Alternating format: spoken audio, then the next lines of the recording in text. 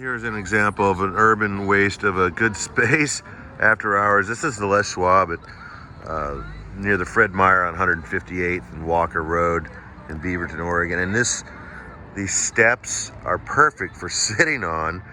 These curbs are excellent for grinding on, and it's kind of divided from the main parking lot. It's got a nice gentle V curve to it. That looks like a good place to skateboard. There's no one skateboard in there.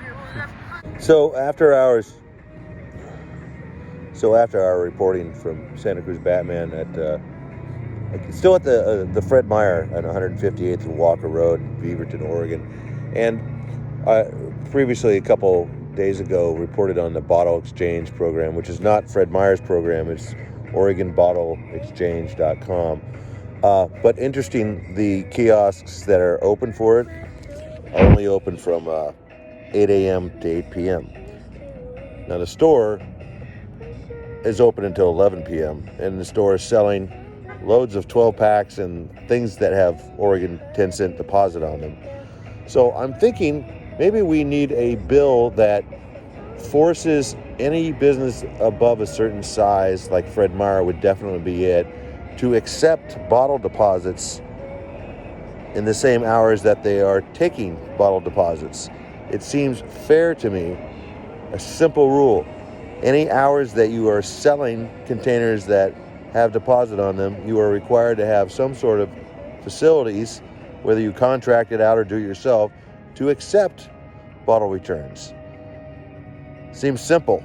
And I think that's the way it kind of used to be when the original Oregon bottle bill started. Everybody took bottles back. The burden was shared evenly.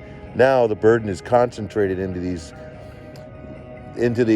restricted zones. It's probably, 2 or 3 miles away to the closest one. So if you're on foot and you don't have a car and you collect bottles, you're gonna have a hard time returning them.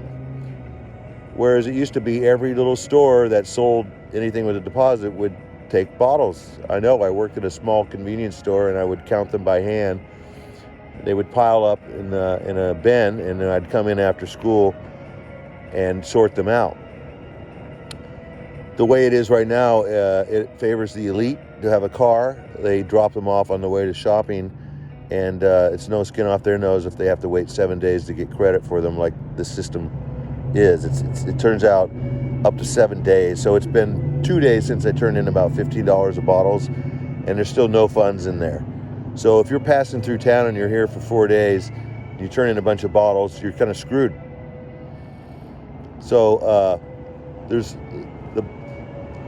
the bottle return has gone up in price, but the actual logistics for people in the lower ranks has gotten worse to take advantage of turning them in. So there's room for improvement. Around like pretzels, nice trailers.